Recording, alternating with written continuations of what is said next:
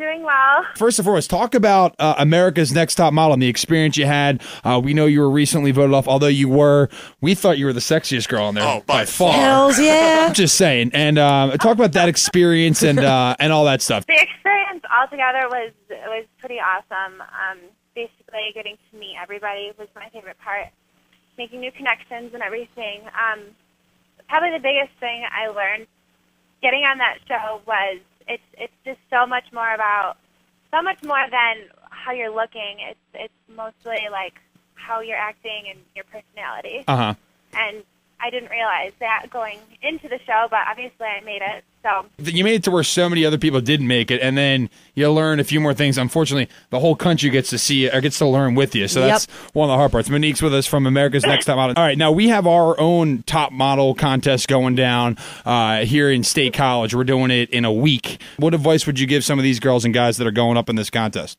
my biggest piece of advice is just you have to, even if you're like nervous, you just have to come off as an extremely confident person. Because that's always like how you can look the best. Even if you're nervous, just hold your head high and, you know, obviously practice makes perfect. So if you want to be a model, you obviously need to get your ass in front of the camera as much as possible, in front of the mirror. Practice your walks, etc.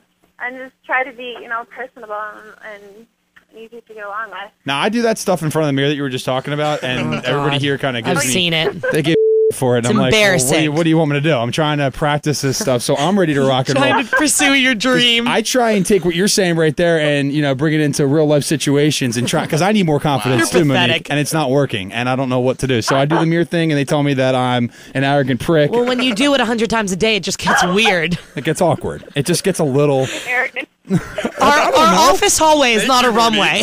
What am I supposed to do? And then they have to do something. There's this one question that they're all asked going into the night. They have to wear a wild card outfit. So if you were to wear a wild card outfit at our competition, it's supposed to show personality. What would you wear up there to show someone, you know, outside of the modeling thing? What would you wear, and what would it have? What would be the theme? Probably a bathing suit. Okay, I can probably work with that. I thought you were going to say like a Chicago Bulls jersey or a Bears jersey or something like that. Bathing suit, we're good. We're okay with that. We're completely good with that. We like your style, Monique. See, you and I would get along well, because I was thinking bathing suit too on my wild card. Of course you were. Because Kelly and I were emceeing. I was thinking I was going to wear my thing. Yeah, your Speedo. Speedo. It's little all, guy no, that I had. Please don't. Banana hammock. All right, we can do that. That'd be cool. Banana hammock. Thank you. Hey, if you're looking for any guys that are like 6'3" in Pennsylvania, just give us a call. Okay, I'm right here, hon.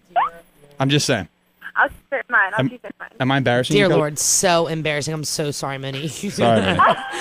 What? I'm sorry. I don't get to talk to sexy girls every day of my life that are 5'11". That's Kelly. very Is that my true. problem? Or anyone's that will talk back at least. Damn it! You ruin everything I have with all these girls. Sorry. You guys are the funnest interview I've had all day. So. All right. Hey, thanks, hon. We really appreciate it. Right on. Thank you, guys. Bye. Good Bye, luck. girl.